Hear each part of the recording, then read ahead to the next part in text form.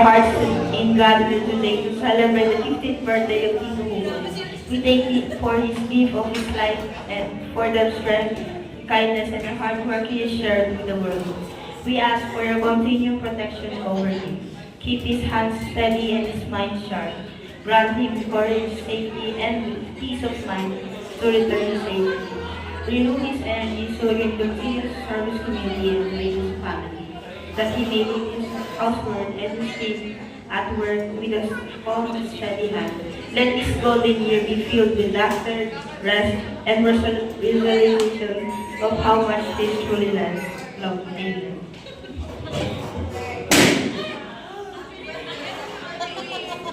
Birthday po. Next po, ang kanyang multi-talented na son, si Luca Andre.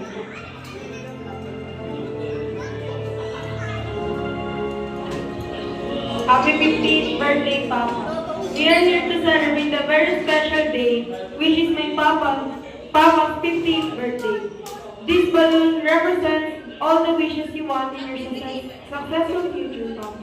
I am very lucky to have you as my Papa.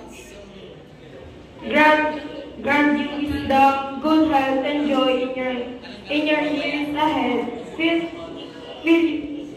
with hearts, with peace, alliance, and keep you inspired.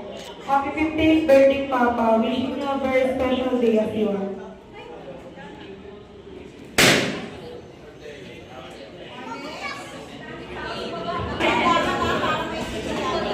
Happy birthday, Tito Kukoy. I thank God for giving us the gift of your life. I thank Him for giving us the opportunity to celebrate your golden year. I pray that He will continue to give me strength and endless care for those around you, especially your family and friends.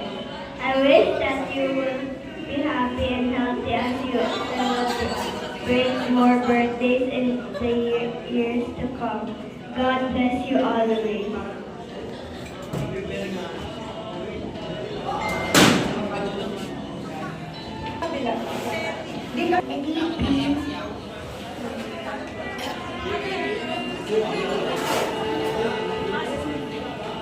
Peace to goodness.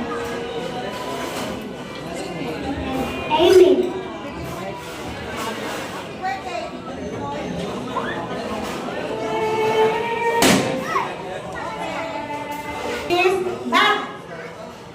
Last but not the least, ang pinakakulit na kray-kray dito.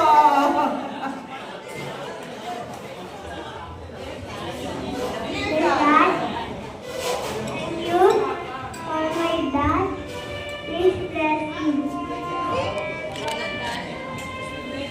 Good health with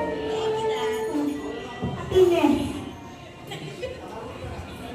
Thank you.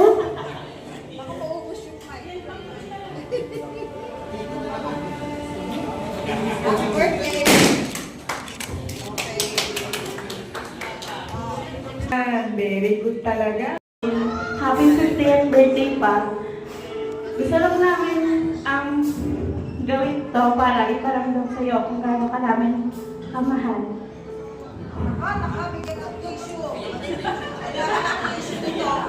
Ay, eto pala. Paalam mo ba nung Taste. nung may dumating na konting pagkain sa bahay. Ano yun? Tastas yun. Tapos natatawa sa'yo si Mama kasi kala mo kung anong dahilan yung sinabi mo. para hindi mo siya mahuli tong event na to. Thank you for always working hard just to give us a better life. Kahit minsan hindi mo sinasabi, ramdam namin kung gano'n mo kami kamahal.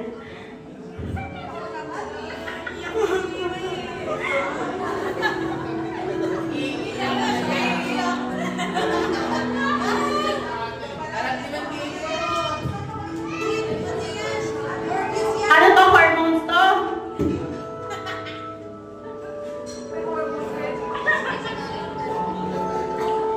We are so proud to call you our dad.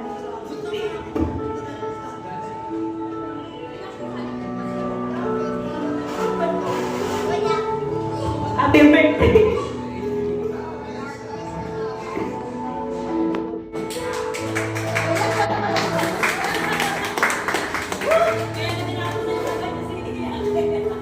Ayun, paiyak na nga ako. Tinapos mo naman kaagad. Ano ba? Kasi, nagmadali na kami kanina. Gusto ko lang masabi na happy birthday. Thank you po. 18 years na pagtulong sa akin ng tama at mali. Ina ako, happy birthday. Sila umiyak ako hindi. Tama ako eh. Hello, happy birthday pa. Yung sinabi ko sa'yo kanina. Okay na yun. Eh ngayon, kung ano yung kanina, yun pa rin. Isipin mo na lang yun, hindi na ako bad. Thank you, happy birthday! Natatanda ko nung college kami, sa church namin merong parang recollection.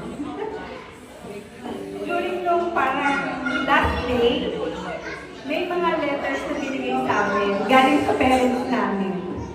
Ang sabi ng nanay ko sa akin, Dear Sid, pwede ba, wag mo laging papatukan si Kukoy.